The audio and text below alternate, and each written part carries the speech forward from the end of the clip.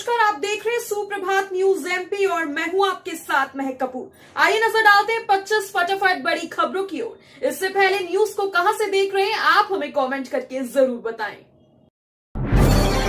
Cabinet की पहली बैठक के बाद अब उज्जैन में पहली बार मुख्यमंत्री मोहन यादव करेंगे ध्वजारोहण।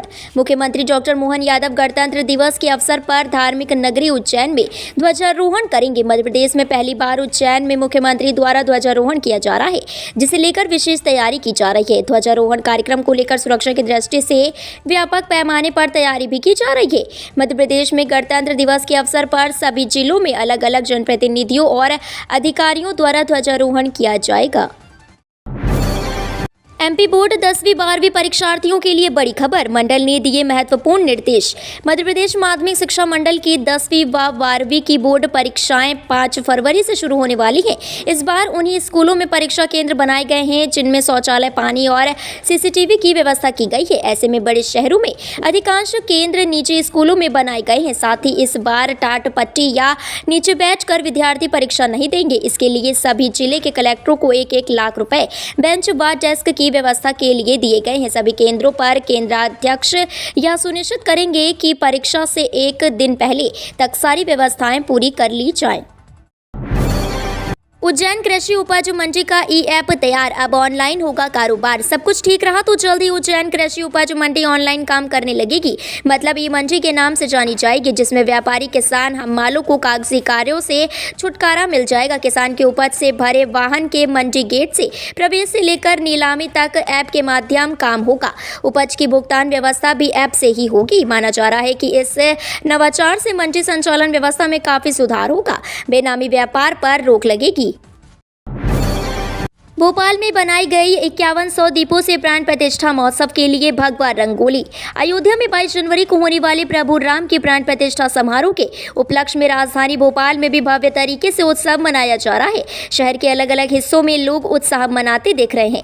बता दें कि 16 जनवरी से अयोध्या में प्राण प्रतिष्ठा महोत्सव की शुरुआत हो गई है। इस अवसर पर भोपाल के सेवा संकल्प युवा संगठन ने प्राण प्रतिष्ठा महोत्सव की भगवा रंगोली बनाकर उत्साह जाहिर किया है। रसोई गैस सिलेंडर में सब्सिडी को लेकर मोदी सरकार कर सकती है बड़ा ऐलान। मोदी सरकार आने वाले दिनों में गरीब परिवारों को रसोई गैस सिलेंडर और सस्ती दरों पर मुहैया कराने पर विचार कर रही है। बता दें कि पिछले साल भी अगस्त महीने में मोदी सरकार ने घरों में इस्तेमाल होने वाले रसोई गैस सिलेंडर की कीमतों को 200 रुपये घटा दिया था। केंद्र सरकार के इस फैसले के बाद प्रधानमंत्री उज्ज्वला योजना के लाभार्थियों को 400 रुपये की सब्सिडी मिलनी शुरू हो गई है। सूत्रों की माने तो केंद्र सरकार प्रधानमंत्री उज्ज्वला योजना के तहत देश में प्रति व्यक्ति औसत खपत सुधारने के लिए प्रतिबद्ध है। ग्वालियर चंबल संभाग में 31 जनवरी तक 11 बजे से पहले नहीं खुलेंगे स्कूल। मध्य प्रदेश में इन दिनों कड़ाके की सर्दी पड़ रही है। मौसम विभाग कोहरे, शीतलहर और कोल्ड डे को लेकर अलर्ट जारी कर रहा है। लोगों की सावधानी बरतने की सलाह दे रहा है। ऐसे में शिक्षा विभाग भी स्कूली बच्चों के स्वास्थ्य को लेकर चिंतित है। स्कूल शिक्षा विभाग ने इसी को देखते हुए स्कूलों के खुलने का समय में परिवर्तन किया है। स्कूल शिक्षा विभाग के उप सचिव प्रमोद सिंह के हस्ताक्षर से प्रदेश के सभी कलेक्टर और सभी जिला शिक्षा अधिकारियों के नाम एक आदेश जारी किया है। आदेश में मध्य प्रदेश में प्रतिकूल मौसम और शीतलहर को देखते हुए 31 जनवरी 2024 तक के लिए निर्देश दिए गए हैं। 20 जनवरी को होने वाले 14वें युवा संगम में मंत्री कैलाश विजयवर्गीय होंगे शामिल। युवा संगम का आयोजन स्वर्णिम भारत मंच द्वारा हर वर्ष स्वामी विवेकानंद जयंती पर किया जाता है, जो युवाओं को सशक्त बनाने, संस्कृति और धरोहर को प्रमोट करने का उद्देश्य से किया जाता है। जानकारी के अनुसार 20 जनवरी को 14वां युवा संगम कार्यक्रम का आयोजन टावर चौक पर किया जाएगा, जिसमें मुख्य अतिथि के रूप में मंत्री कैलाश विजयवर्गीय भी शामिल होंगे। यह महोत्सव अयोध्या में भगवान राम की प्राण प्रतिष्ठा को लेकर मनाया जा रहा है और इसे लेकर समुदाय उत्साह से भरा हुआ है। मध्य प्रदेश में शीतलहर, कड़ाके की ठंड और कोल्ड डे का प्रकोप जारी। मध्य प्रदेश में अभी कड़ाकेदार ठंड बनी हुई है। प्रदेश के कई क्षेत्र कोहरे, शीतलहर और कोल्ड डे की चपेट में हैं। उधर मौसम विभाग ने पूर्वानुमान जारी करते हुए अभी इसमें राहत नहीं दिखने की संभावना जताई है। उधर कुछ जिलों में बारिश की भी संभावना जताई गई है। मौसम विज्ञान केंद्र भोपाल द्वारा जारी रिपोर्ट में बताया गया है कि आने वाले 24 घंटों में अनूपपुर, मंडला, डिंडौरी और बालाघाट जिलों में कहीं कहीं बारिश हो सकती है या फिर चमक के साथ वज्रपात हो सकता है।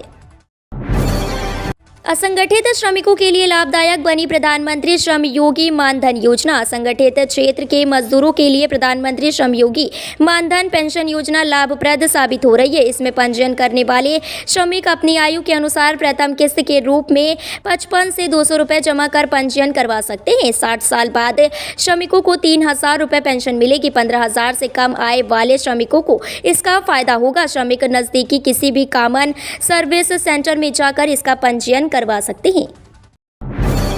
मध्य प्रदेश में क्लस्टरों को मजबूत कर लोकसभा चुनाव जीतने की भाजपा की रणनीति। लोकसभा चुनाव के लिए मध्य प्रदेश में तैयार किए गए 7 क्लस्टरों में राष्ट्रीय नेताओं के दौरे फरवरी के पहले सप्ताह से आरंभ होंगे।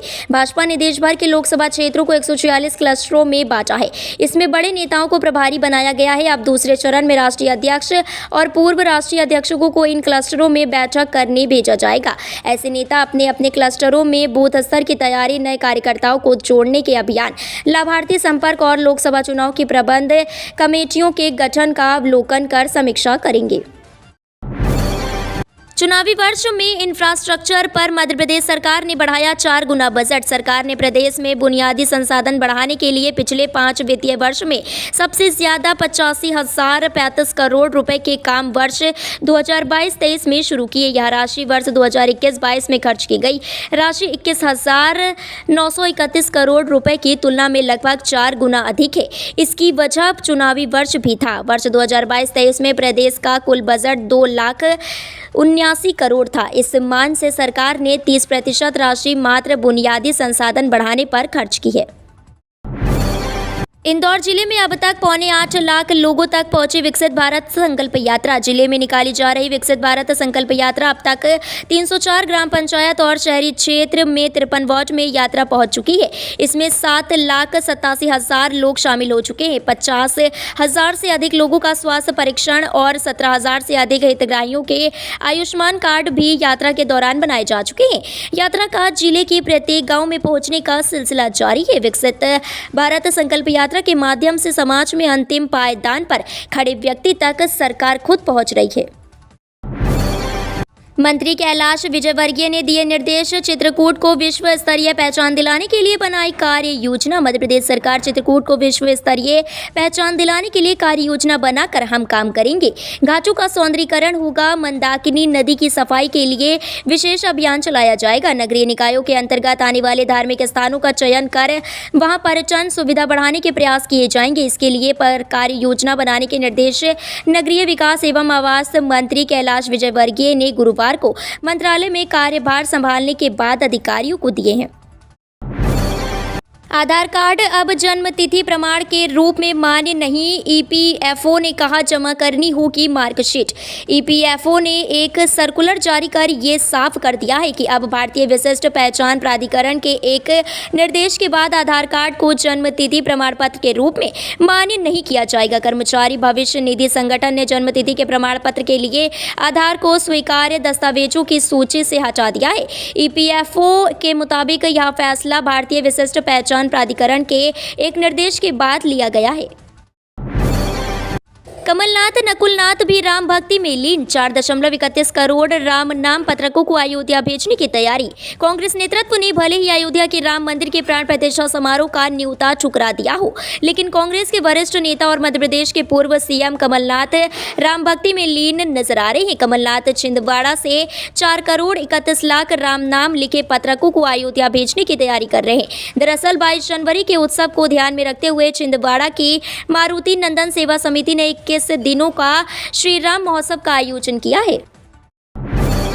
मोहन सरकार के 13 मंत्रियों को भोपाल में बंगले आवंटित। मध्य प्रदेश में बीजेपी की प्रचंड जीत के बाद मोहन सरकार के मंत्रियों के लिए बहुत बड़ी खुशखबरी है। कार्यकाल संभालने के लगभग 1 महीने के बाद मोहन सरकार के मंत्रियों को राजधानी भोपाल में बंगले आवंटित हो गए हैं। फिलहाल सरकार के 13 मंत्रियों को बंगले आवंटित किए गए हैं। बंगले आवंटित होने के बाद भी मंत्री अपने बंगले में निवास नहीं कर सकेंगे, क्योंकि सभी बंगले खाली नहीं हो सके हैं। गृह विभाग मध्य प्रदेश शासन के अपर सचिव अजय गुप्ता के अनुसार प्रदेश सरकार के 13 मंत्रियों को राजधानी भोपाल में बंगले आवंटित किए गए हैं।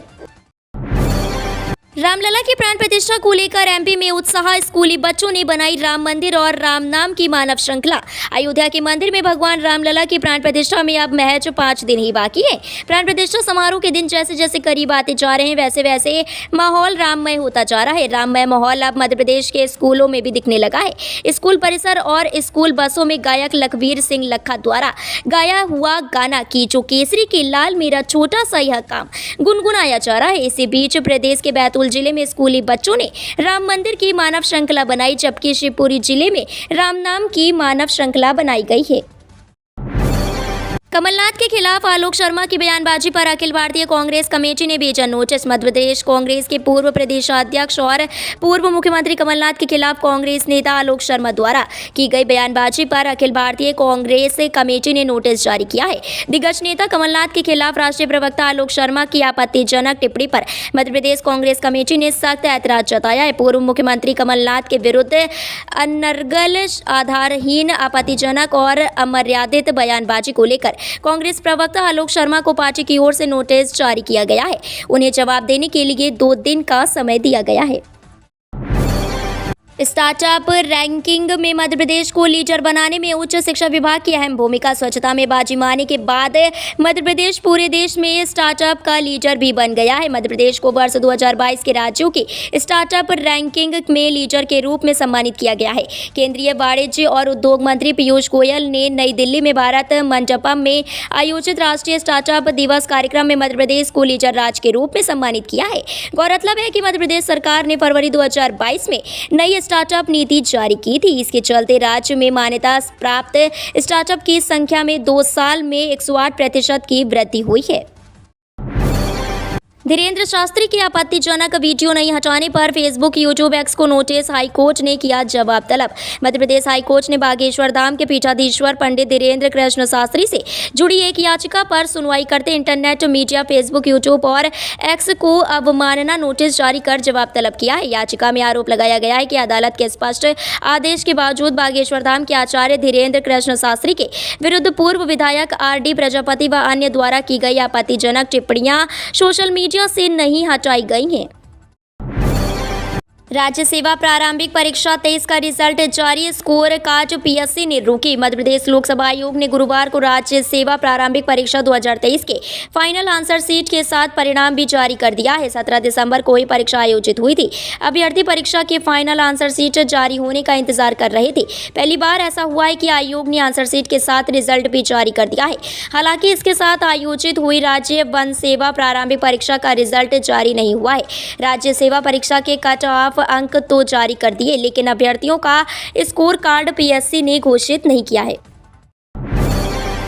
लोकसभा चुनाव में भाजपा अब तय करेगी विस्तारकों की जिम्मेदारी। 22 जनवरी के लिए विशेष तैयारी। मध्य प्रदेश में सभी 29 लोकसभा सीटों पर जीत के लिए केंद्रीय नेतृत्व की नई रणनीति के तहत भाजपा ने कार्य शुरू कर दिया है। मध्य प्रदेश में मोर्चा प्रकोष्ठों के बाद अब संगठनात्मक दृष्टि से विस्तारकों की लोकसभा चुनाव में जिम्मेदारी तय की जाएगी और उन्हें लोकसभा चुनाव में विधानसभावार प्रभार दिया जाएगा। ये विस्तारक शहर से लेकर गाँव तक केंद्र और राज्य सरकार की योजनाओं के माध्यम से जनता के बीच जाएंगे। पीएम गति शक्ति के अंतर्गत अब जिला स्तर पर भी किया जाएगा विकास। मध्य प्रदेश और छत्तीसगढ़ में जिला स्तर पर भी पीएम गति शक्ति के अंतर्गत क्षेत्रीय विकास किया जा सकेगा। जिला स्तर पर कलेक्टर से लेकर अन्य विभागों के जिलाधिकारी क्षेत्र की आधारभूत संरचना के विकास के लिए पीएम गति शक्ति में उपलब्ध डाटा का उपयोग कर सकेंगे। जियो मैपिंग और सैटेलाइट डाटा के आधार पर गति शक्ति पोर्टल पर सभी विभागों का डाटा उपलब्ध कराया गया है। इसमें रेल लाइन, सड़क, स्कूल और आंगनबाड़ी निर्माण के लिए भी गति शक्ति पर उपलब्ध डाटा की मदद से स्थान चिन्हित कर अधोसंरचना विकास किए जा सकेंगे।